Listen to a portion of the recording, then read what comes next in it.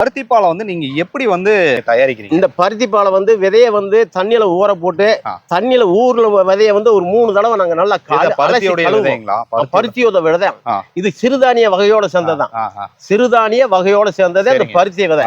இந்த பருத்தி விதையை பாருங்க, எலி அணிலெல்லாம் வந்து அதிகமா பருத்தி கொட்டைகளை தான் சாப்பிடும். பாடத்துல கூட படிச்சிருக்கோம், கொட்டைகளை குறிச்சுக்கிட்டே இருக்கும். அதே மாதிரி இந்த கிடா முட்டுது பாருங்க, கிடா முட்டு கிடாய்க்கெல்லாம் வந்து பருத்தி விதை வைப்பாங்க. பால் மாட்டுக்கும் பருத்தி விதையை ஆட்டி ஊத்துவாங்க. எருது மாட்டுகளுக்கு சல்லியட்டு காளை இருக்குல்ல, அந்த காளைக்கு இந்த பருத்தி விதையை தான் கொடுப்பாங்க.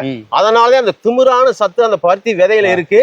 அந்த பருத்தி விதையில இருக்குன்றதுக்காக அந்த பருத்தி விதையை நம்ம நேரடியா சாப்பிட முடியாது. அதனால இதை ஆட்டி அதை பால் எடுத்து அந்த பால் கூட சில சுவை சேர்த்து நம்ம சாப்பிட்றோம். அதனால வந்து அந்த திமிரான சத்து நம்மளுக்குமே இருக்கு, கண்டிப்பா இருக்கு. இதை வந்து சிலர் வந்து யோசிக்கிறாங்க, அந்த யோசனையே பண்ணக்கூடாது. இது ஆதி மனிதன் சாப்பிட்ட உணவு. இன்னைக்கு பொரியல குழம்பு ஊத்தி திங்கிறான், அதுல என்ன சத்து இருக்கு?